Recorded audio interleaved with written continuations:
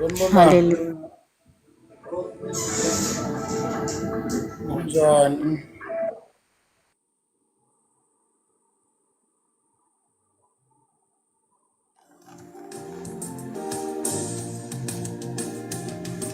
Sinibingelele egameni likaJesu. Siyabingelela abangenayo.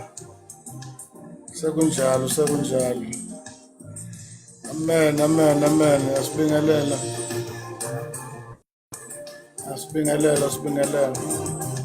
Tshela umakhelwane wakhe ukuthi sekunjalo abasondele sithandazi. Sondelani sithandazeni. Siyabingelela Kaizer, siyabingelela egameni likaJesu. Apostle Paul, Mpemba, siyabingelela.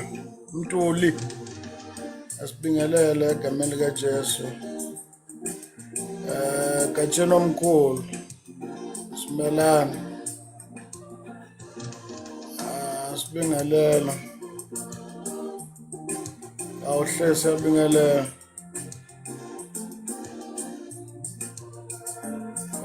Sibonga uNkulunkulu. Amen, asibingelele. Radical Lady, siyabingelela egameni likaJesu. Asinibingelele, siyabonga niyangena. Sekunjalo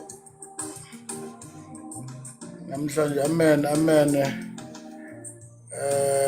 Pretty, sanibona. Namhlanje ngifuna sikhuluma iprocess yokulinda, ukuthi sometimes uNkulunkulu uyalindisana. Sasikhuluma ngaloko namhlanje. Tshela umakhelwane wakhe ukuthi sesikhona, sizoshare siwumzimba kaKristu. Ayibongwe. Siyabingelela egameni likaJesu.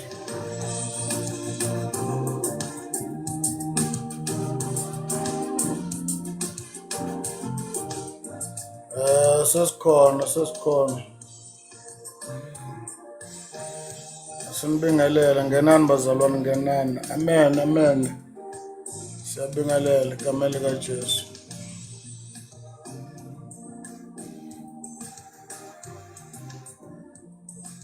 Ngenani bantu benkosi. Sithandazeni ke sihlabele emapaleni.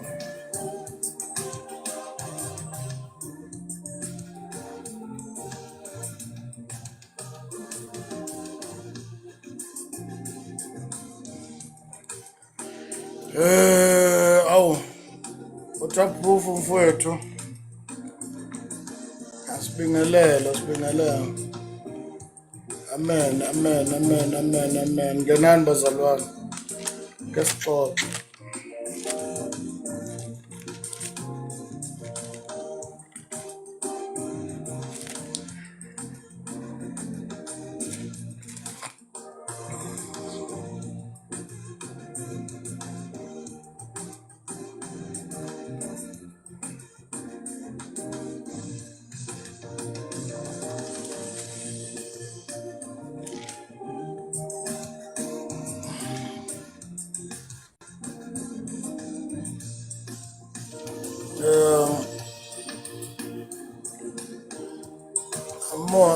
Amen. Awu Mhluri, siyabingelela mnisi wemvula, mnisi.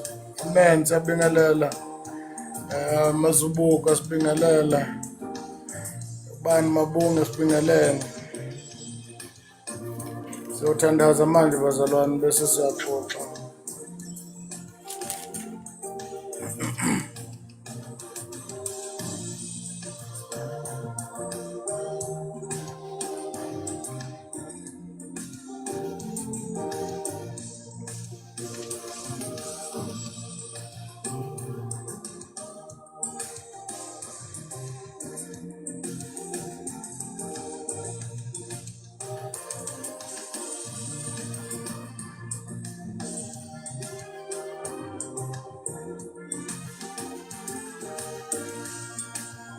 Amen.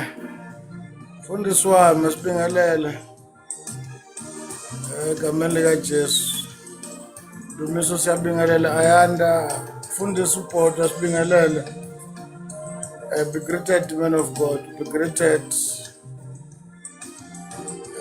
Be greeted, be greeted.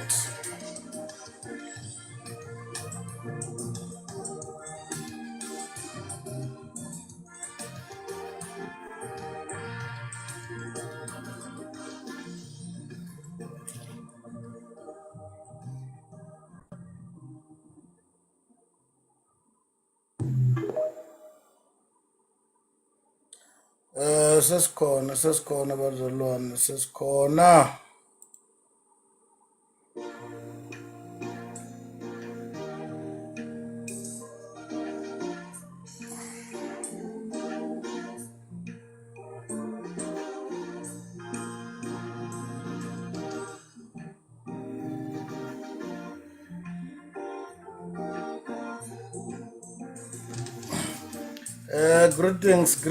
Greetings, madam.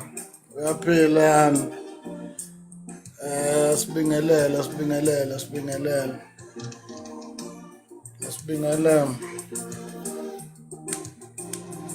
Mfundisi uSithembiso siyabingelela egameni likaJesu. Sibingelela bonke abazalwane, siyaqala manje.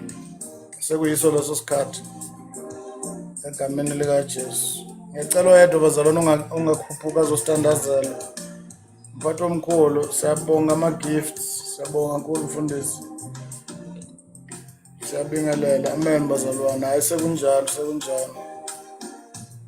Khona yini bazalwane ongagibela azothandaza, eze ngapha ngenhla azothatha imic estage asitandazele. Khona yini ongazothatha imic estage athandaza, bese siyaqala bazalwane.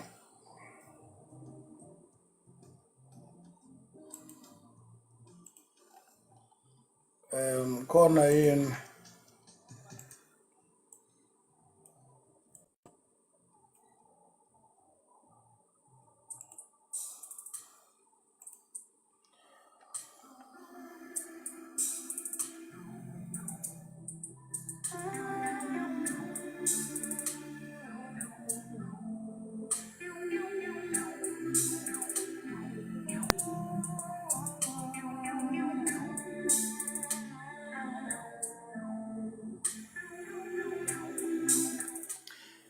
Mfundisi wami asibingelela egameni likaJesu.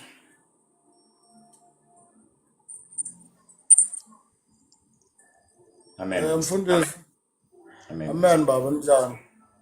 Yes, siphethe ngenceba njani tata? Cinakela khonto. Amen. Sicela mfundisi usikhulekele, sihlabele emapaleni. What a proof sakubingelela mfuthu egameni likaJesu. Bingelela bonke abazalwane ngegama likaYesu Kristu. Amen. Amen mama. Siyathandaza abangcwele. Baba wethu onamandla, Nkosi yethu, Nkosi yethu Yesu Kristu. Thank you Jesus. Siyabonga Nkosi, siyazithoba kuwe Thixo wethu, sisondela etlonini yakho somandla. Nkosi siza kuwe nangelithuba emalanga nje Thixo wethu. Siyabonga Nkosi, siyazithoba. Sibaba ngazibini uNkulunkulu namandla. Siyabulela Thixo wethu engcwele ngakho konke esisenzele kona ebudeni bemini Thixo wethu engcwele. Baba siyabonga. Bemhle wasifihla ezindleleni Thixo wethu engcwele. Kwizingozi zonke somandla ezenzeka ezindleleni. Usiphephisile Thixo wethu engcwele nokuthi ngobulumko bethu kodwa ngamandla nothando lwakho Nkosi. Malanga nje Thixo wethu engcwele sesizawuqala siqalisa inkonzo yakho. Thixo wethu engcwele simema wena, simema wonke umkhosi wezulu. Ngelithuba uNkulunkulu namandla. Ubana ube nathi Thixo wethu engcwele, wena uthembisile ezwini lakho somandla. Ubana apho abantwana bakho behlangene khona Nkosi ngegama lakho ubana wenani. Iyo lento Thixo somandla sisiza sinethemba kubana Thixo wethu engcwele awuthembisi ungenzi. Siyathandaza ngenxa yabo bonke abantwana bakho Nkosi abahlangene kule ndawo Thixo wethu. Siba nabo uNkulunkulu namandla. Siyathandaza Thixo wethu engcwele, vula inhlebe zethu zakwamoya inhliziyo zethu sizibekela kuwe Thixo wethu engcwele Nkosi somandla ubana zifane nomhlaba olungileyo Nkosi ethi nakutyalwa imbewu ingene somandla ingangeni nje kuphela kodwa ikhule ukuze kubonakale iziqhamo. Makube njalo Nkosi nasezinhliziyweni zethu somandla sisizawuvisa lakho Thixo wethu engcwele lithethwa somandla usebenzisa abantwana bakho Thixo wethu engcwele ukwahlukana kwabo kule ndawo. Thixo somandla siyathandaza Nkosi bapha amandla bomeleze Thixo wethu engcwele. Mawungabi khona mnye somandla othetha ngobulumko bakhe kodwa Nkosi njengoSolomon Thixo somandla siyathandaza sithi sicela ubulumko bakho Nkosi nasemalanga nje Thixo wethu enamandla masithethe kusuka enhliziyweni yakho Thixo wethu singathethi Nkosi baba somandla ukuhlutha kwezisu zethu kodwa somandla konke sizathu sithethe baba somandla phezu kwempilo zabantwana bakho Thixo somandla kube koko okuzawuthi Thixo somandla kuyisindisa impilo yethu kusindisa amakhaya Nkosi kusindisa isizwe sonke Nkosi konke oku Thixo somandla sikuthetha sikucela Nkosi kusuka emazenzi enhliziyo wethu sethu sicela ngegama lomsindisi wethu Yesu Kristu amen. Amen. Siyabingelela mfundisi, siyabonga kakhulu mfundisi, asibingelela abazalwane bonke asebekhona egameni lenkosi yethu Kristu Jesu. Siyabingelela nabangenayo, siyabingelela egameni lika Jesu. Ngozwane sibonga umntwana kaNkulunkulu umsindisi. Ngiyathemba abazalwane umsindo wami uzwakala kahle. Ngiyacela ningi-indicatela if ku-right kungekho umsindo, everything is perfect. Ngingaqhubeka ngipepereza kanti kunobuhixihixi mhlawumbe. Amen, siyabonga kakhulu. Siyabonga. Asinibingelele bazalwane ntambama egameni lika Jesu. Ubekuya ngami namhlanje befisa sixoxa ngohambo noma neprocess uNkulunkulu avamise ukuyenza kulindisa umuntu. Ningawonaki la bazalwana ama-video engopostile labantu tretenishayo akusinto etheni just nje kwakuwukudlulisa nje just ngoba abantu abakhathala ukwenza izinto but ke futhi bayenze kabi ukuthi banitretenisha. Ngiyoqhubeka kakhulu futhi sengiyojula kakhulu kunakuqala. Phela mangafa ngifela ivangeli ngoba ngifeka mnandi kahle. Ngifisa sikhulumeni bazalwane iprocess yokulinda ukuthi kwesinye isikhathi izinto zikaNkulunkulu ziyalindwa. Ngendlela elindwa ngayo uma unganaso isithelo sokubekezela uyakwazi ukugive up uNkulunkulu esekhulumile.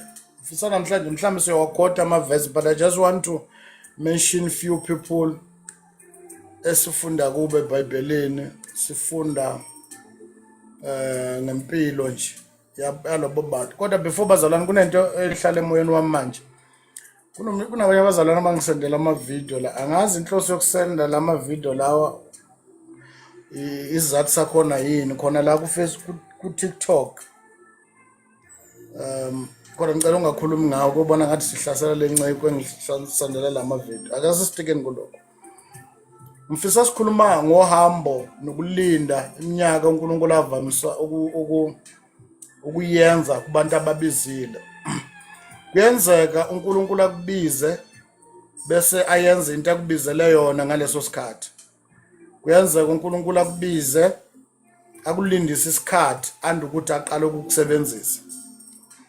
Now, mfisa mhlambe siqale in the New Testament bese sibuyela ku-Old Testament. Mafunda incwadi kaGalatians chapter 1 from verse number 17. Actually verse 1, verse 2, chapter 1 or chapter 2 akhona incwadi kaGalatians. uPaul uchaza ngohambo nobizo lwakhe. Now, yini into esiyazi ngoPaul? Siyazi ukuthi uPaul mesha onyazi chapter 9 incwadi ezenzo waya eDamascus. iBhayibheli lisitshela ukuthi wahlala khona for 3 years. Esahleli khona eDamascus uPaul waya endaweni okuthiwa kuse-Arabia. I-Arabia is a desert next to noma entabeni yaseSinai, next to the mountain entabeni yaseSinai. Wahlala lapho for 40 days and 40 nights ethandaza. Ila khona athola zonke lezi zambulo akukhuluma ngazo ku 2 Corinthians chapter 11 ukuthi mina ngiyamaza umuntu esenyameni ngiyamaza ngekho enyameni. Now umehlale for 3 years eDamasero waya eArabia in the desert wathandaza uNkulunkulu wazambula kuye ukuthi ubiziwe mambulela yonke iministry noma uhambo lwakhe azolahamba.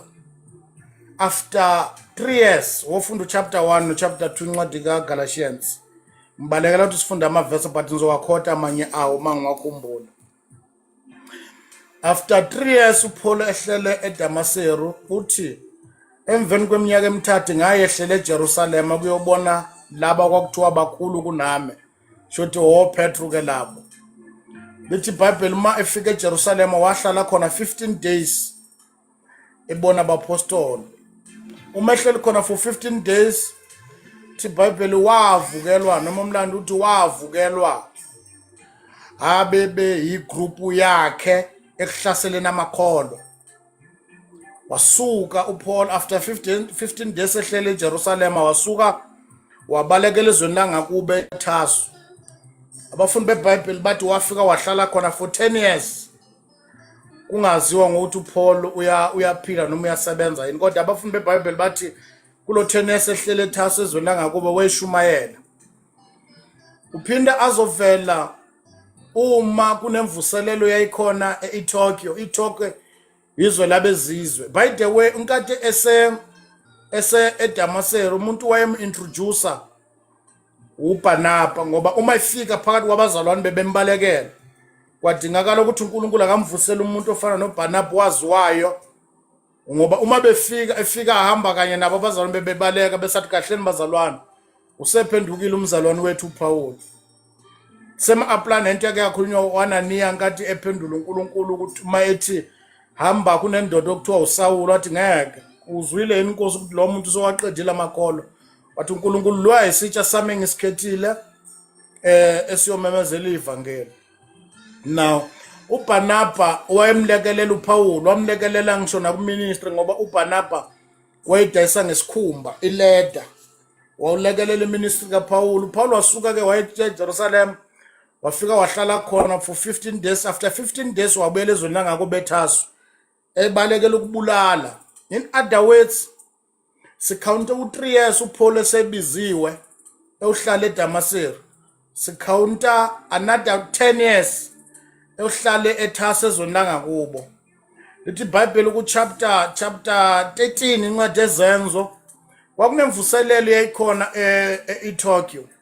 Kushunyayelwa imvuselelo mayivutha uBarnaba waseba nombondo no abandawo efana nale ngoba kugcwele abezizwe. Shothi wabona uBarnaba ukuthi Petru ukushumayela kwabalicaca ivangeli ngoba kunabezizwe. Petru babenalento emqondweni wabo ukuthi ivangeli lamaJuda.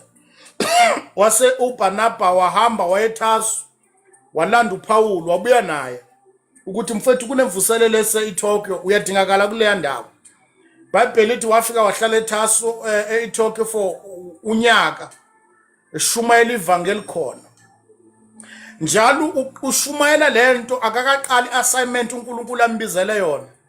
Sizwa eqala uhambo lwakhe noNkulunkulu ku chapter 13 incwadi ezenzo. Lithi iBhayibheli umoya kaNkulunkulu wakhuluma nabo ukuthi nihlukaniseleni uBarnaba noPaul ukuyokwenza umsebenzi engibabizela wona. In other words, into engilanda la ngilanda ukuthi uPaul emveni kokubizwa kwakhe wahlala 14 years ukuthi aqala umsebenzi awayewubizelwe uNkulunkulu. Lokho ukuthi wayehamba evangela ishumayela athola ithuba efakaza kwangasiyona into uNkulunkulu wayembizele yona. Simthola ku chapter 13 la khona uNkulunkulu eqala athi akhe nihlukanisele uBarnaba noPaul ukuthi boyoqala ukwenza umsebenzi noma bayenza umsebenzi engibabizele wona. Let's understand akhona ukuthi uhambo lokuqala lukaPaul ayoshumayela ivangeli noma aqala iministry yakhe. Kunento efuna siyicacise la nginesizathu ukuthi wayengilanda uPaul ukuthi including noJesu, uJesu kuministry wayebizelwe noma wayezele wahlala 30 years ukuthi awuqala umsebenzi. Waqala iministry yakuJesu at the age of 30. Washumayela 3.5 waqeda iassignment 3.5 years. In other words, uJesu akaqalanga iassignment wayebizelwe umhla ana 1 year noma na 1 day emhlabeni. Kwamlinda ukuthi akalinde for 30 years. After 30 years waqala ministry. At the age of 33 and a half weseqedile assignment yakhe wahamba. Nginesizathu bazalwane ukuthi kuyenzeka uNkulunkulu ekunikeza assignment kanti kusase neprocess azoyilinda angakazi azakutshele ngayo. Let's go back to the Old Testament. uNkulunkulu uma ebizwa Abraham lithi iBhayibheli wambiza at the age of 75. Kodwa mind you ukuthi walinda iminyaka u25 elindise thembiso wayemthembise ngaso sokuthi uzothola umntwana for 25 years. Emtshelile ukuthi uyomthola umntwana kodwa wangamtshela iminyaka azoyilinda. For 25 years elinda ingane. Emveni kobizo uNkulunkulu uyayenza izinto ezifana nalezo. Akutshela ukuthi ngiyakukhipha la ngiyisezweni lesethembiso kanti akakutshelanga nge40 years in the wilderness ukuthi as much as ekutshelile ukuthi niyophuma la nezweni lesethembiso wangakutshela ngeminyaka u40 ukuthi uma niphumile kodwa yazini ukuthi nisazoshikile ehlane andi ukuthi nifuke ezweni lesethembiso. Now uAbraham waba nendodana uIsaac. Mind you ukuthi uma seshadile uIsaac indodana eshada uRebecca nabo balinda another 20 years ukuthi bathole ingane. Khuluma nabantu abanoNkulunkulu. uNkulunkulu ebagibela, uNkulunkulu eminga kubo, uNkulunkulu ehamba nabo. Bama another 20 years balinda ukuba nengane ngoba ukuthi uNkulunkulu kubizile, ukuthi uNkulunkulu ukhulumile nawe. Ungasheshe usuku umuhamba ngoba ngenzeka angakuchazelanga ngeminyaka sazoyilinda. Emveni kwalokho baningi abantu singabakhotha. I just want to mention few yabantu. Sithola uJosepha ephupha iphupho lithi iBhayibheli waphupha ilanga nenyanga nezinkanyezi ezishumnane zimkhothamela. Kanti akatshelwanga ukuthi ubone lenyanga nalelanga nalezi inkanyezi ezokhothamelayo kuyokuthatha u13 years ulinde lelanga nalenyanga nalezi inkanyezi. Futhi ku process kukhona imigodi nejele. But into yami ila kule minyaka ukuthi emveni kokuthi uJoseph ephuphile eseyibonile inyanga inyanga nezinkanyezi kwabiza ukuthi kuno 13 years esazowulinda. Kodwa lo 13 years akawulinda angahleli kubo, ulinde esemgodini, wawulinda ethathwa ama-Ishmaeli emise eGibhite, wawulinda esejele. Wathi esephumile kwayikhona kufezeka iphupho after 13 years. Uma uDavida esegcotshiwe waba inkosi noma esegcotshiwe waba inkosi noma uNkulunkulu esezambulile ukuthi uzoba inkosi noma esegcotshwe uSamuel, akamtshelanga ngoba uDavida wathi eceda ukugcotshwa wabuyela ehlane wayelusa izimvu wabhekana namabhubhe esinamabhele. Emveni kokugcotshwa ku-announsiwe kuDavida ukuthi we anointed you to be a king esizweni sakwa-Israyeli. uSamuel wangamtshela ukuthi kodwa kukhona u15 years usazoshikelana namabhubhe esehlane, usazobhekana noGoliath, usazobhekana nokuthi wangatshelwa ngakho kodwa wayesegcotshiwe. Kodwa kokukhona another 15 years okwakudinga ukuthi adilane nawo, ukudilwana naye anti ukuthi ayofika kulento uNkulunkulu ambizele kuyona. Sithola uJobe ukuthi yena ke okwake kuhlukile ngokuthi wayemi kahle noNkulunkulu, yonke izinto zakhe zazi right, yayingekho into embi uJobe wayeyenzile. Kodwa uma kufika isikhathi sokulingwa kwakhe, lithi iBhayibheli uma elingwa ehlaselwa amathumba, elahlekelwa imfuyo, alahlekelwa yonke into wayenayo, simthola eno7 years wakhe nje ebhekane nawo wokuthi ehlaselwa ngawo, ehlukunyezwa ngawo, ethukwa ngawo for 7 years. Ngoba uNkulunkulu kuvamisile ukuthi asithembise izinto kodwa angasitsheli iprocess yokulinda lezo zinto ukuthi lezi zinto ziyoba isikhathi esingakanani siyilindile. Uvamisile ukukwenza lokho uNkulunkulu ekhambeni nasobizweni lwethu. That's why abanye abafundile bathi perseverance it's a matter of success. Abanye babo bafaila ezikhathini zokulinda. Uyazi ukuthi abantwana bakwa-Israyeli uma baphuma ezweni lobugqili eGibhithe, this 40 years in the wilderness, lithi iBhayibheli kwezinye zezikhathi lalifika lima ifu. Uma limile ifu kwakumele u-Israyeli wonke alinde ukuthi ifu limile. Ezinye abanye babantwana bakwa-Israyeli uma ifu limile bebehamba bavakashela ezinye izizwe ngenxa yokuthi bebenganasi isithelo sokulinda uma ifu limile. Kwakuthi makushawe itrumpeta elukuzana ifu limuve, kwakudingakala ukuthi bamuve. Doesn't matter ukuthi liyo move ebusuku noma liyo move ekuseni noma liyo move entambama, kodwa ekumuveni kwefu kwakumele u-Israyeli wonke anyakaza. Ezinye izizwe noma abanye abantu bachathakela ehlane, bahlala baxuba nezinye izizwe ngenxa yokuthi bahlulwa ukulinda. Bafowethu, noma uNkulunkulu ekwethembisile izinto, noma uNkulunkulu esekutshelile ukuthi ubiziwe, noma uNkulunkulu esenikezile amandla, ngisho nabantwana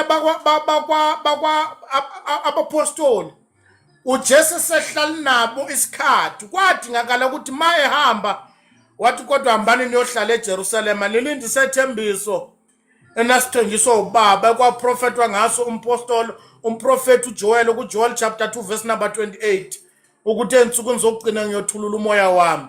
Kunesikhathi uNkulunkulu ethi sekunikezela izinto, uNkulunkulu esekwethembisile, uNkulunkulu esekubonisile, kuba neprocess evele ibe khona nje.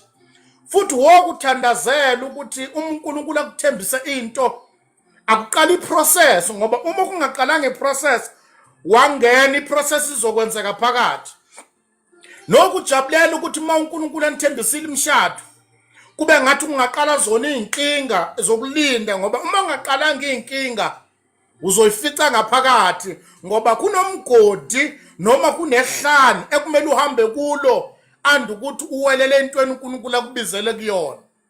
That's why ohlabelelayo ke noma esiholele ehlane elibi uyosiphumisela ngaphesheya. Bafowethu ngicela ukumemezela kubo bonke ababiziwe, nakubo bonke uNkulunkulu abathembisile izinto, nakubo bonke uNkulunkulu waprofeti wabatshela ukuthi ubabizele emsebenzini wabo noma ubathembisa imisebenzi ukuthi kunesikhashana ekukhe kulindwe ngaso. Baningi sakhe sababona uNkulunkulu ebalindise sababizile, abanye badikila eprocessini yokulinda, abanye uNkulunkulu wabathembisa izinto ezinkulu kanti wangabatshela ukuthi andi ukuthi zifike izinto ezinkulu kuneminyakanyana, kunehlani nyana, kunentabanyana ozothi ukuhamba eduze kwazo andi ukuthi uwelela ngale ya. Kunehlamba zalwana, kuneminyaka elindwayo. Unesiqiniseko impela ukuthi ngimbonile uNkulunkulu ushilo bese ayithulela athi no kunomunye u15 eseka Davida, kunomunye u13 years ka Joseph, kuno 25 years ka Abraham, kuno 7 years ka Job. Ngoba izinto zikaNkulunkulu ziyalindwa, zilinda noma eseshilo, zilinda noma sekuprofetile athi umbonile umyeni wakho esegcwalile ibhavu ulibone ebhavini mawuthi uyageza kugcwala yena, umuntu uyadla epletini ubone yena, kodwa kuneminyakanyana yokulinda. Abanye bafeyila lapho ke kulindeni ukuthi akakutshela iminyaka ozoyilinda, ukutshela kuphela ngehlanu. uNkulunkulu metshela abantwana bakwaIsrayeli wathi kubona, nginisezweni okhona ubisi nezinyosi laphayana, izinto zakhona zonke ziright, kodwa wangabatshela ukuthi ehlane kukhona ama-Amaleki, kukhona ama-Amori, kukhona ihlane enohlangabezana nezinyoka. Wangabatshela ngeJordan, wangabatshela ngeprocess yaseJericho, kodwa kuphela wabatshela ukuthi lutho ubona abaniphuma la khulekani khona izinto ezinhle. Wangabatshela futhi nelwandle olubovu, wabatshela ngeKhenana, kodwa eKhenana ukuthi bayibona bafike kulona, they were supposed to go through a wilderness for 40 years in the wilderness. Abanye bagive up, abanye bafela khona ehlane. As a result bangakafiki ezweni lesethembiso, sizwa ukuthi kwakhe kwathunyelwa inhlolo ukuthi waziyohlola izwe. Uma iBhayibheli zibuye kuyohlola izwe, ziyabuya nomqondo obhedayo ukuthi silibonile izwe njengoba uNkulunkulu wesethembisile. but sifice amadodana kaAnaki ezweni lesethembiso. Sithema siyibuka, sababuka nabo. Sayibona ukuthi luhuthu yebona noma uNkulunkulu eseshilo ngeke silidli iKhenani. Lithi iBhayibheli ababili bamele eceleni bathi baqinisile abafowethu impela. Izwe lesethembiso sibuya kulo silibonile. Kodwa uma uNkulunkulu eshila sinandaba ukuthi amadodana kaAnaki akhona. Kodwa uma eshila uNkulunkulu siyolidla izwe. Yabona makukhona isithelo kumele sithandazele empilweni. Thandazela ukuthi izinto zikaNkulunkulu ziyalindwa. Thandazela ukuthi abanye bayithesta nasebudaleni babo. Lithi iBhayibheli uma uSara esathola indodana uIsaac wayengasayi nasesikhathini. Wase wahleka ngelinye ilanga uma kufika ingelozi zithi kuAbraham ngalesi sikhathi ngonyaka uzayo zoba nengane. Lithi iBhayibheli wahleka esekhishini. Wathe waphinda lokho. Lithi iBhayibheli ngoba wayesazi ukuthi nasesikhathini wayengasayi. Wathi siyayazi lento abayikhulumayo yakhe yakhulunywa eminyakeni eminingi. Shothi bazophinda into efanayo. Kanti uNkulunkulu uma azokufeza ekushile akadingi biology, akadingi ukuthi umuntu esifazane esikhathini. Ngoba uma ekhuluma nolwandle akalidingi ulwandle ukuthi liba nendlebe. Akadingi uma ekhuluma nemvelo ukuthi afake indlebe emvelweni. Uma ememezelile wethu kunendlebe noma kunazi indlebe, wethu kunamadolo kumele ukuguqa angekho amadolo. Ngoba uma eshilo uNkulunkulu ekushilo kuyenzeka. Kodwa ekushona kwakhe there is a process.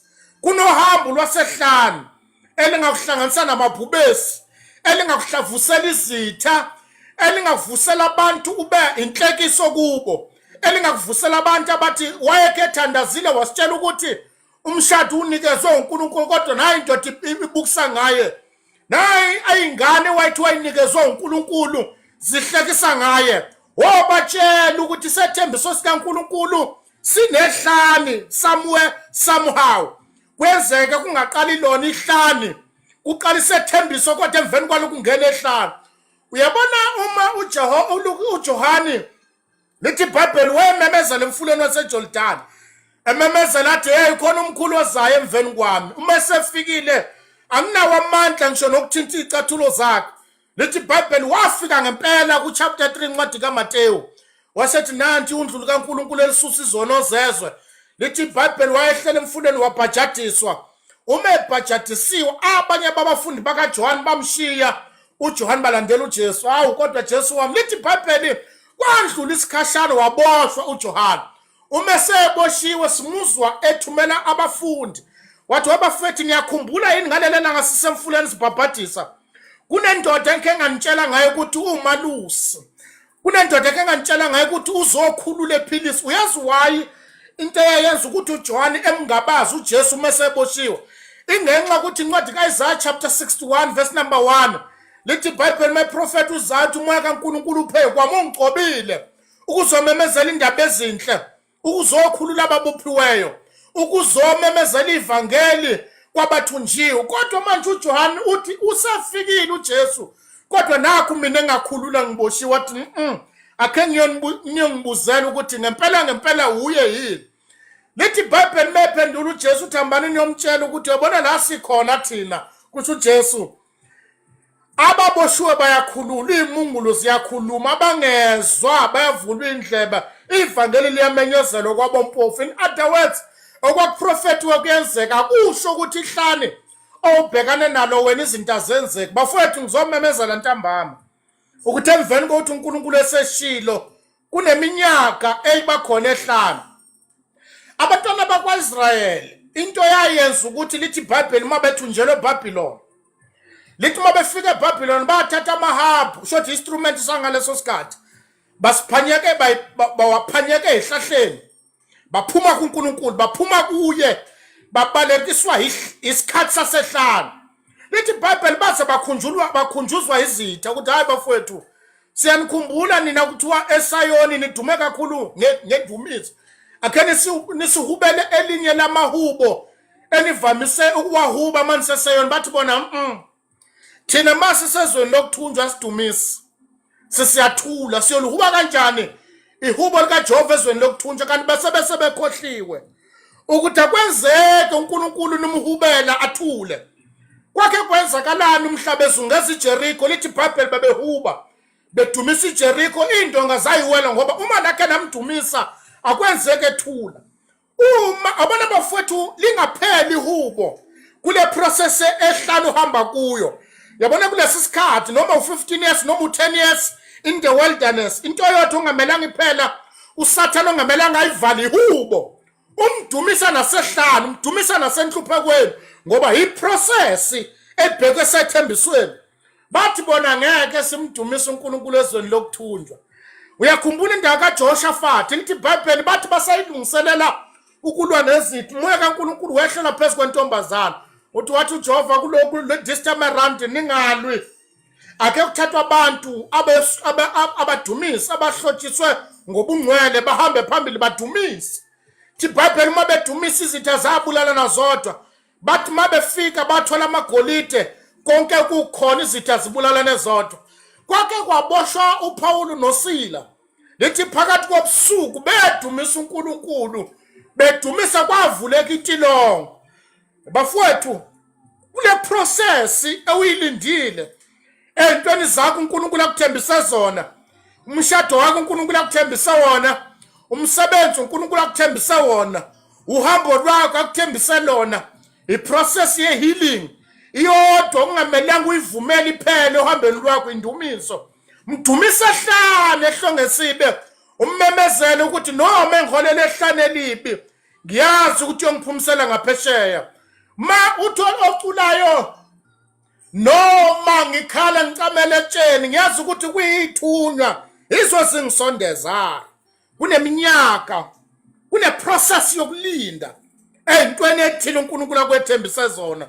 Kunabanye sebaqeda iminyaka sebeshadile ingane do. Linda ngokubekezela uhubela uJehova ukuthi ngiyamazi uHana washada iminyaka emethemba uNkulunkulu ukuthi ngelinye ilanga ngiyoyibamba ngezandla zami ingane. Kune process yesethembiso, kune process yobizo. Abantu ababizwe uNkulunkulu bangangena ku process yokuphekwa. Yilaba namhlanje sibezwa abathi awukwazi ukuthi ukhonza uNkulunkulu ugula. Sibabona lapho ukuthi abayazi process abamazi u40 days in the wilderness owatholwa uPawulu. Wathi ebuya khona wabuya nevela wanxusa khona uNkulunkulu ehlala. Wathi phela uNkulunkulu mangibizile ke ususa Eva. Wathi Eva selisusa liyohlala likhona lokukhumbuza ukuthi umuntu. Abona abantu bangakaze bahamba in the wilderness sibezwa bethi awukwazi ukugula uNkulunkulu ngoba abazi ukuthi oTimotheo begcotshiwe banoNkulunkulu bakhe baba neva emzimbeni. Wathi ethandaza uPaul ukulikhipha Eva wathi ivali kaTimotheo malingasuswa alihlale likhona ukwenzela ukuthi lumkhumbuze ukuthi uTimotheo uwumuntu. Kuneminyaka yasehlanu uyabona into eyayenza ukuthi oJohane bethole futhi iwilderness yabo ebudaleni babo ingenxa ukuthi abalitholanga iwilderness ebuncaneni babo. Kwadingakala ukuthi masebebadala bafake edrameni bashayelwe ipiki la roll drum. Kwadingakala bafake ebhotweni lamafutha ashisayo babaswa kulo. Kwadingakala ukuthi bakhishwa amehlo bayisa esiqingi sasePatmos. Uthi mebhala uthi ngambona ungabonwa. Usomake babukhazimula njengelanga. Uthi amazwi ephuma emlonyeni wakhe njengamanzi abaningi. Emlonyeni wakhe kwaphuma izwi njengenkemba. Kuneminyaka, kuneyinsuku, kunezinyanga ezilindwayo in the wilderness esekhulumile uNkulunkulu. Esekwethembisile uSimakade kunezinto uyilinde ngezinyembezi uzube inhlekisa kubantu. Ngiyacabanga nabafo kaDavid abambuza ukuthi awusho we David ngoba phela wena wagcotshwa ukuthi uzoba inkosi. Manje kwenzakala ini? Kanti kwakudingakala ukuthi akabuyele wilderness for 15 years ayophekwa akhandwe. Abantu abangakaze bandlule wilderness bayibona basemshadweni bayawudelela umshado abawuveli wish. Abantu ababizwayo banikeza ugcobo uNkulunkulu wabagcoba bangangena in the wilderness sibezwa ngendlela abadelela ngayo esengathi ugcobo balithola ngamandla nangokuhlakanipha kwabo. Abantu abanezinto abanikeza umsebenzi kodwa bangakaze baphekwa in the wilderness bathestiswa indlala yase-wilderness. Ubese indlela abakhuluma ngayo ukuthi awukwazi ukuthi umntwana kaNkulunkulu ungasebenzi ukholwa kahle unoNkulunkulu. Ubona ukuthi akalazi ihlane lo. Kunehlane olitholayo noma useNkulunkulu eshilo. Sewungenile emshadweni avela kunikeza ihlane lezingane zikupheka izingane ihlane lakho. Baningi abantu uNkulunkulu abasebenzisayo. uNkulunkulu ethe besebenzisile abapheke. Bazalwane mina nina nina nazi mina. Kunabantu ababizwa uNkulunkulu abantulayo kumanje basikhuluma nje. Badonsa nzima baze bangabazi uNkulunkulu uthi angiboni baba uthi umbizile angikho sure angiboni. Into engenza ungabazisa indlela engihlupheka ngayo. Into engenza ngingabazi indlela engitula ngayo. Angikwazi baba ukuthi ngigule kangaka uhamba kanye nami. Ngizomamazela ebusuku ukuthi ukhona isikhathi sasehlane la kuphekwa bonke ababiziwe, la kuphekwa bonke abathenjisa umshado, la kuphekwa bonke abantu uNkulunkulu amingakubo. Akupheka uNkulunkulu engakuwo, akupheka ibandla libe khona libhidlike lonke ibandla liyokala kwa ngoba kuneminyaka iprocess ekhona ehlane yabo bonke uNkulunkulu ababizile. Uzumngabazi uJohane wamngabazi uNkuJesu wathi cela ningibuzela ngiyasola ukuthi angathi akusuye lo ngakhe ngamemezela ngoba yabona uma usehlane kukhe kuvaleka nobufakazi wakhe ubufakaza phakathi ehlanganene phakathi kwabantu abaningi kuvaleka neculo ovamise ukucula. Ngizomemezela namhlanje ebusuku ukuthi iculo lingapheli noma ngathi wasewudivosiwe.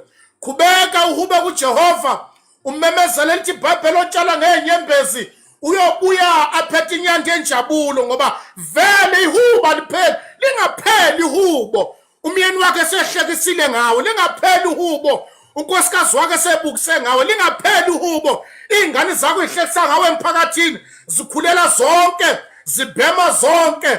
Kungapheli lokho okhe wakusho ukuthi uJesu inkosi uyasindisa uyaphilisa ngoba kune process yasehlane yabo bonke abantu ababiziwe, yabo bonke abantu umuso ngakubo. Kodwa into esiyaziyo ukuthi umemile ngakithi akekho ungamelana nathi uPaul noma ngeke indlala noma ngaba ucindezelwa noma ngaba wayinhlupho noma ngaba yini. Uma eme ngakithi ehlane siyowelela ngaphesheya. Lingapheli iculo ngizosho njalo kusihlwa lingapheli. Mani umemezela kanjalo umemezela ngesibindi.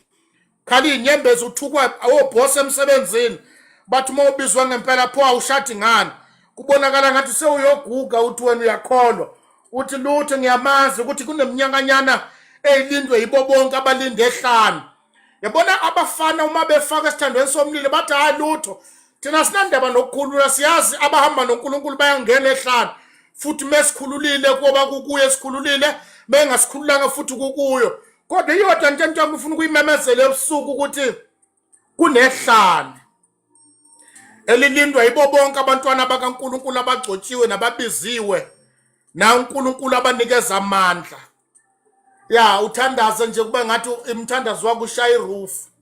Ungapheli qhubeka ukuthi uPaul kunesikhathi kusho uPaul uthi kunesikhathi ekukholweni uma uthandaza ngathi ushaya emoyeni. Hayi bazalwane uthi kunengathi uyagadla ngathi ugadla emoyeni ngathi into oyithandazayo ayenzi sense khuleka uyabhanka umthandazo. Ngelilanga uNkulunkulu uyolanda incwadi yesikhumbuzo akhumbula ukuhamba kwakho ukuthi nasehlana umphikanga ukuthi nasehlana waqhubeka waba uNkulunkulu. Inyembezi igcwala amehlo waqhubeka kuwe waba uNkulunkulu. Yabona bafowethu mina ngazi ngiyakwazi lento engikhuluma ngayo. Wakhe kwafika yini kuwe kuthi phumele phandle inyembezi igcwala amehlo kodwa baba wazowabukisa ngami sengifakaze ngawe kangaka. Baba wazowahlekisa ngami. Ontanga bami bayasebenza, ontanga bami bashade bonke, ontanga bami bayadriver, ontanga bami bahlala emzini yabo. Ingane zomama engikhonza nabe zisebenza zonke zishade zonke.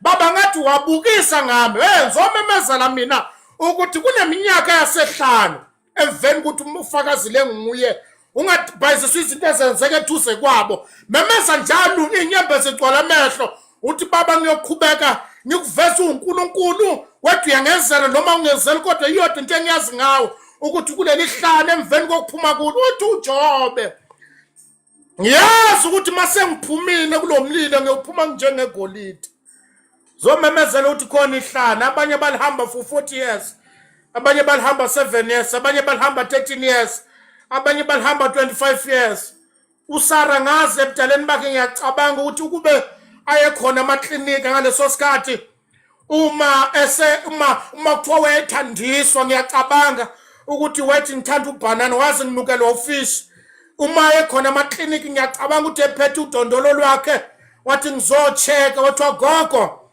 abantu abaneshukela nama-high blood baya ngapho wathi angizange amashukela nama-high blood ngathi khona into ehlele esiswini sami ngoba uma seshilo kunesikhathi sokulindwa futhi akunandaba ukuthi odokotela bathini ngoba uNkulunkulu akadingi permission omunye umuntu masefikile kodwa ngicela ubamba ukuthi kunesikhathi sokulinda. Perseverance is a matter of success. Anginandaba ukuthi uyolinda isikhathi singakanani noma ungalinda ngeenyembezi noma ungalinda ukhala insuku zonke noma mthu omyeni wakho ubukisa ngawo hlala ngokubekezela ukhala inyembezi uthi baba ngiyohlala la ngibe sibonelo kunesikhathi sokulinda emveni kwesethembiso sila sikhona ngoba nisazi kanje sake sabukiswa sake saba inhlekisa sake sahlala emzini yabantu sikhamanzi ukuthi silale esidlile sake saba icathalala zabanye abefundisi sihamba kubo sibaphathela amabhayibheli sibasulela icathulo sake safika kuleso sikhathi sasayingaba sasayiphika lento uthi baba ngempela ungibizile yini sake salala ematendeni baqeda ukushumayela sipaka izitulo thina bona bahamba bolala emakhaya siyakwazi lokho kanti it was a process yokuthi uNkulunkulu usiphekela ikusasa ukuthi mhla sifika silalelwa abantu singakubukeli phansi ukuthi sayazi lento uNkulunkulu la sithatha khona uba esibekela siyakwazi bazalwane kuba sehlanu siyakwazi ukukhuluma yenza ngathi yabhodla ngathi awuzwakali ekubizini uNkulunkulu eseconfirmile ekutshelile ukuthi ikhuleka ngiyosebenza ngawe kodwa ube wenhlekisa kodwa ube abantu ababukise ngawe wathiwa yikho lento yakho uzutshelwa abantu mina ekhaya kwathiwa hey umuzwa kaBaba waze wafa na uthathe lento abasindiswa uyabona ukuthi unjani bafowethu ukucheka icathula ucheka ukuvithika amabhlukwe ngiyakhumbula umunye umngane wami engiboneka ibhlukwe wathi ungadansi kakhulu ibhlukwe lizodabuka ungikhuza kanjani uNkulunkulu uthe ungibizile kunesikhathi sasehlanga linda lapho ungamthuka uNkulunkulu hlala lapho linda ngokubekezela ngoba uNkulunkulu akamethembi yabona ngisho nawe umuntu bafowethu ngisho nawe umuntu awuchiyami esigcobeni ungakazi usinyakazithu usiqinisa uNkulunkulu akamethembi umuntu ongakazi ahamba naye in the wilderness akamethembi uNkulunkulu umuntu akamethembi ngomshado angakaze azamtesta ngokulinda that's why abangena khona bangakaze balinda abawuvelusha umshado athi ngizophuma manje uphinda ngingene amethemba uNkulunkulu yabona namhlanje asisethemba kazinto esikhulumayo ayikho into enganitshela ngayo bazalwane ukuthi ngiyazi kanjani ukhuluma kanjani angazi ngoba kunehlane engilazinke engaphila kulona ngiyentula ngiphila ngokucela impilo yami yonke ngiphila ngidla isinkwa isonke isikhathi ngicela u2 ukuze ngilale ngidlile kunehlane bazalwane.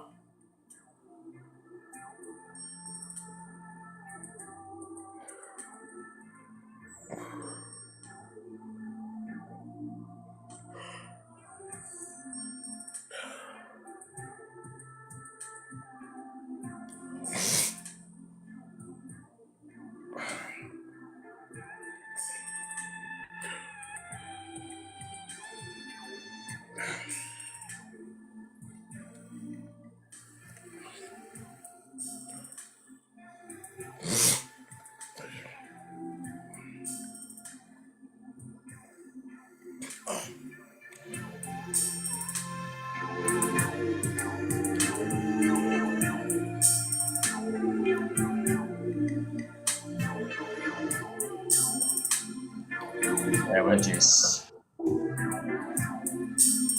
Boss, cela amandla wakho Somandla. Boss, cela kuwe Somandla. UNkulunkulu namandla. Angelithuba Thixo wethu engcwele Nkosi. UnguJehova izolo, nguye namhlanje. Uthembisile Somandla kubana angeze usishiye. Ewe Nkosi.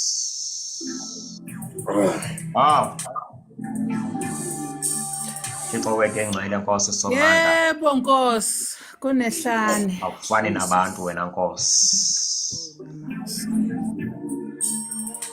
Awufani nabantu. Elebo kosha thala mahasaya. Ubabizile awungeze. Elebo koshi thala mahasaya thaya. Ewe Thixo Nkulunkulu wethu. Elebo koshe Awulijikelise telebo lakho Somandla. korika. Mendelebo. Ewe Nkosi. Ewe Nkosi. Ewe Nkosi. Urelebo shatala Somandla Thixo wethu engcwele. Thoba kuwe Somandla. Thala Messiah. Siyathobeka kuwe Nkulunkulu wethu. Siyathobeka kuwe Simakade. Siyathobeka Thixo wethu. Siyathobeka Nkosi. Siyathobeka Somandla nangeli thuba Thixo wethu. Siyathobeka Nkosi ukuze kukhule wena Somandla.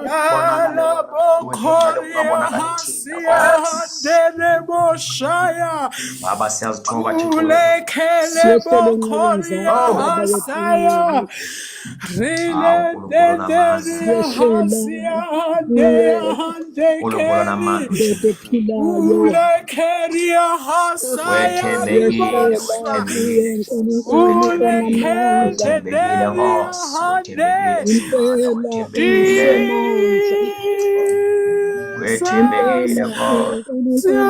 Wethembekile Somandla, siyabulela.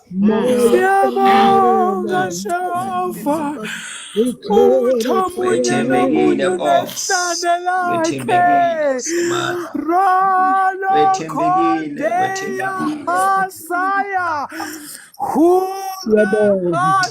Embo yakho Somandla.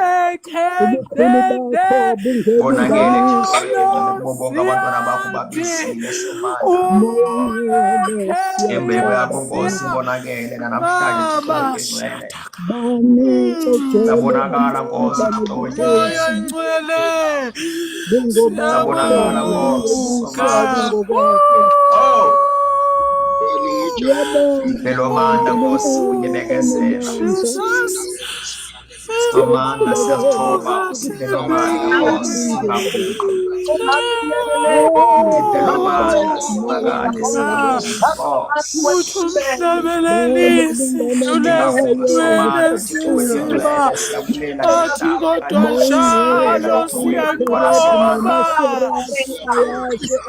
Mighty God, Father, eshade siyaqula siyabonga Nkosi.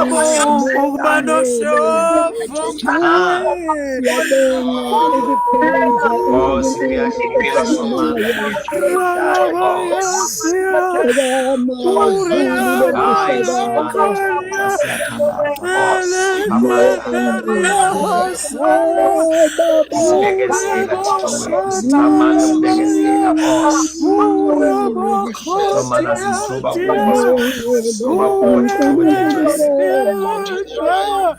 Baba Somandla, there's a long journey Thixo wethu engcwele. Baba Somandla ahead us aside God.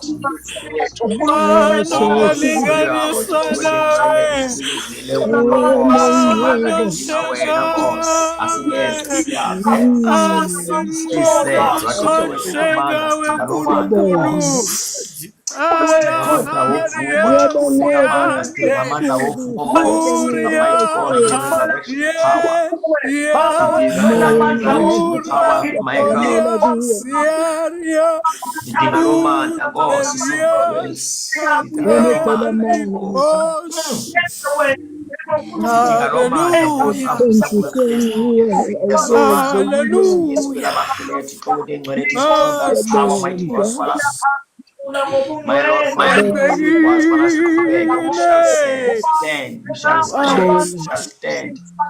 Sizoqhubeka Nkosi, sizoqhubeka Sobandla noba kusenyuka sizoqhubeka. Noba singasavumi Nkosi sizoqhubeka. Athi uPawulos noba sendihlangabezana nentuthisiso, noba ndihlangabezana nembandezelo, noba ndihlangabezana nexhala, noba sendiswele kangakanani. Luthando namandla wakho kuphela andigcina ukubana ndingesuki. Nkosi Baba, siyathandaza. Sipha amandla Thixo wethu, sipha amandla okungasibi, sipha amandla okuma Nkosi. Kuwe Nkosi. Uma singesuka kuwe singayaphi na Thixo wethu, ngicela ukuba amandla wevangeli isibulo somandla ahlukaneka kuwe Nkosi. Amandla wevangeli Thixo somandla Nkosi. Akaze kabulungu amandla Nkosi wevangeli anezipho kuthwalelwa Thixo wethu. My God, my God, my God. It is only your power, mighty God. It is only your power that comes from above. Oh yes, oh yes.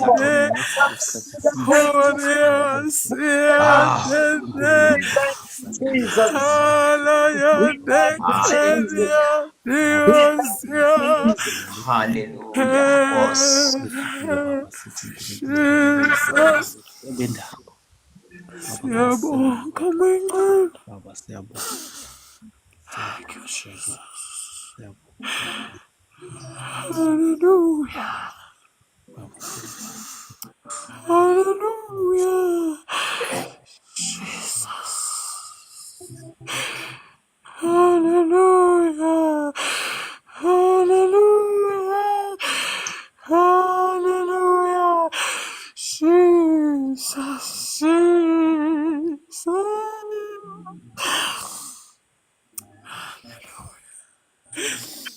Hallelujah. Hallelujah. Jesus. Oh. Hallelujah. Amen, amen, amen, Hallelujah. amen, amen, amen, amen, amen,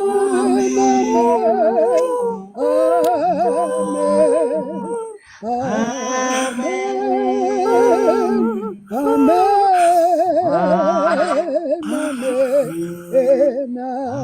amen.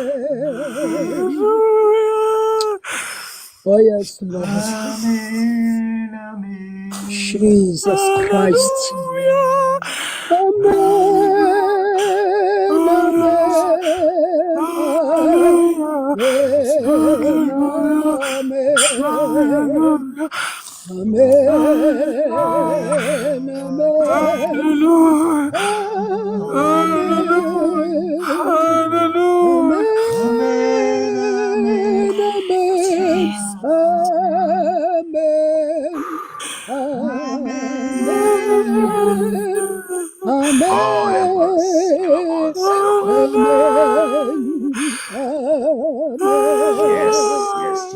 Muhle njalo Nkosi. Muhle. Senguya namhlanje. Moya ongcwele. Alijikizwi lakho nguThixo. Oh yes, Lord. Alijikizwi lakho nguThixo. Thank you, Jesus. Thank you, Jesus. Hallelujah. Wena wedwa Okuthethile Nkosi uNkulunkulu. kuyenzeka namhlanje. Mayingomso. Uyabongeka Baba. Nkosi. Wena wedwa nje Nkosi. Rileyebosh, Hileyedeya Hasaya, Huleya Kashata, Relebokonitala Bosaya. Jesus. Hallelujah. Nkosi. Asinibingelele bazalwane. Uma kukhona bazalwane ofuna ukushare anything ngiyacela sikhuluma kusenhlizweni. Bokuya ngami ngaba siyavana. Ngiyacela bazalwane uma kukhona okukhona. Sesinojabula umbona uvula imic. Mfundisi uDlamini. Namfundisi bengithi hayi kwenele. Sesingayiqhuba ngenyama yethu umoya ingcwele uyiqedile. Masingafaka okwethu unceku yenkosi ngoba senzi kahle. Kodwa ke singemvimbo uNkulunkulu kwabazalwane. Kuningi uNkulunkulu asekhulumele phakathi kwethu. Ngempela ngicela umfundisi Tholeni, angiyazi nayo indoda endala, umfundisi Tholeni.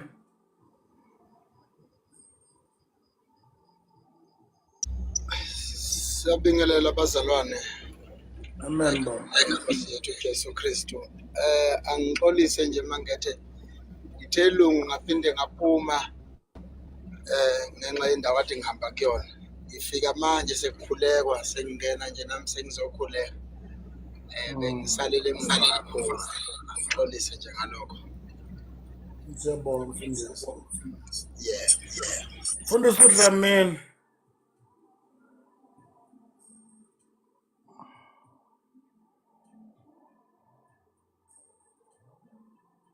Mfundisi uBhotwe. Ngiyafisa bazalwane sivaleni. Nceke yami ngicela inkosi asibonge. Asimbonge umoya engcwele ngakho konke esele kwenzile. Ngiyakufakazela ndisifumana ndingaba senze iphutha. Kugcwele nje emlonyeni. Kugcwele emlonyeni. Uma uzawuthetha kugcwele ukudla emlonyeni. Usekuprocess yokuhlafuna. Wenza iphutha elikhulu kakhulu lokuba nawe ungenza into engafanele. Mfundisi wami.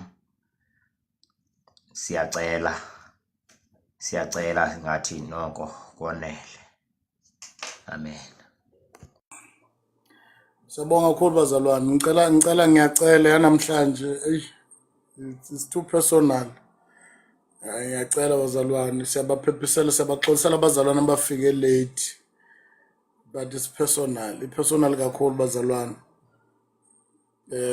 Ngiyacela sivaleni. Sibambe lokho nje ukuthi ubizwe nasohambeni neminyaka elindwayo. Lokho bazalwane kusenhlizweni nami. Bengicela bazalwane sithandazeni sivale egameni lika Jesu. Nkulunkulu uthando lwakho kithi nabantu khulu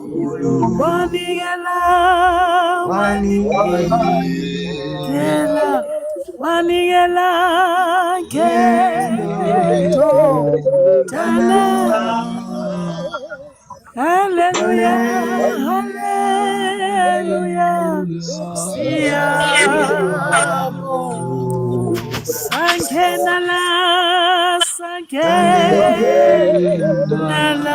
Sankena lapho kuthiwa ongene khona, ongene khona kaphu osaphumala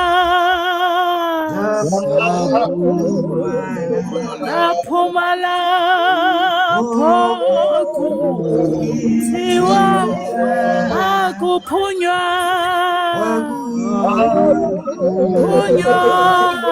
akuphu. Namhla Nkosi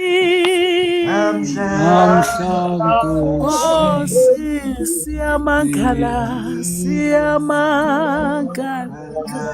ukuba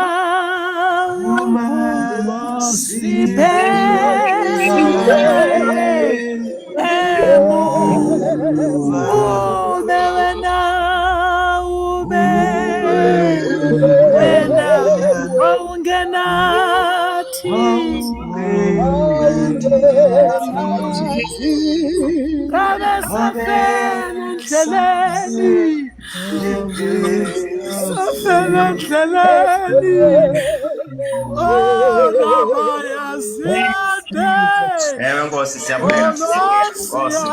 sayadaya bokotika Konke somandla ulede Baba, siyabulela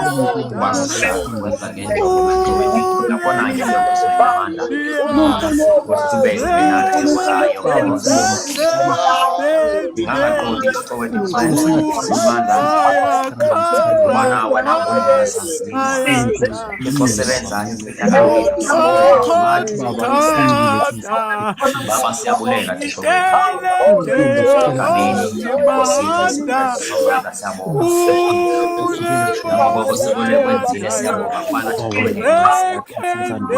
process of everything somandla uyakwenza somandla imithanda iyafikelela kuwe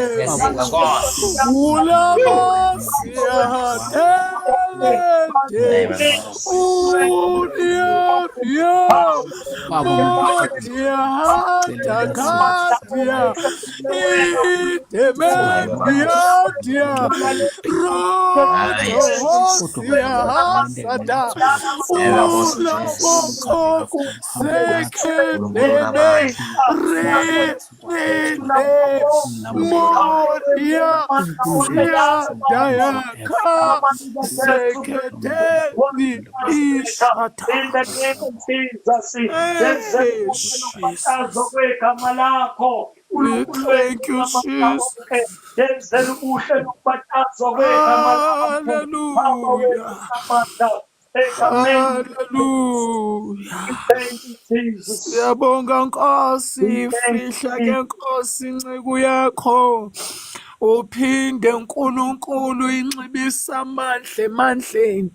Qhubeka njalo Nkosi nomsebenzi owubekile kuye. Makungabi khona into eyakumelana necebo lakho Amandla siyambuyela kuye. Thixo wethu. In the name of Jesus Siyambuyela Christ of somandla umlilo Nazareth. wethu. Siyambuyela Nkulunkulu Nkosi. onamandla wazi konke akudingayo. Wena ngumlilo ohlayo, umlilo ophuthulayo Nkosi. Mighty Jesus, Mdla konke ukwazi Nkosi ungasuka kuwe konke Thixo wena wethu around impilo Thixo, yakhe. obona emfihlakalweni, Yebo Nkosi, akukho konke ungasuka nanye Nkosi okufihlakele kuwe. Yebo Nkosi. Mitha Nkulunkulu izidingo egameni lika Yesu. Ungathi Moya Oyingcwele ehlweni Yebo nje Nkosi. ungangasinikeza ukuphumula, ungangasinikeza ukuthi sibe nokuthula, Yebo Nkosi. ukhulume nomnye okhoyo kule ndawo egameni lika Yesu, ngoba unguJehova igama lakho, Nkulunkulu wezimpi, uNkulunkulu ozinqobayo zonke izimpi ezibonwayo nezingabonwa, ngoba zikhona ezinye Ewe ma. ezisemfihlakalweni, kodwa wena owazi konke usinqobela kuko konke. Ngiyabonga Moya Oyingcwele ukuthi umnqobele naye ngegama linamandla, igama lika Yesu. Jesus, siyabonga Moya Oyingcwele. Thank you Lord. Shalabaya. Shataya. Sibonga bazalwane egameni likaJesu. Shatayasa. Khonzo kwanamhlanje kuhlukile-ke. Siyambonga uNkulunkulu ngani nonke. Shatakaya. Siyabonga kakhulu. Basho ukuthi sohlangana nomgqibelo ngo-7 hlangana lapho. Siyabonga kakhulu bazalwane. Le ndaba amavidiyo lawa ningayinaki lapha basiloku benitrekile. Ningayithathi serious. Ngiyanithanda bazalwane nonke egameni likaJesu. Amen. Nonke. Mbaleni kahle bazalwane. Siyabonga kakhulu. Niqhubeka nisithandazela emsebenzini. Siyabonga bazalwane. Amen. Amen.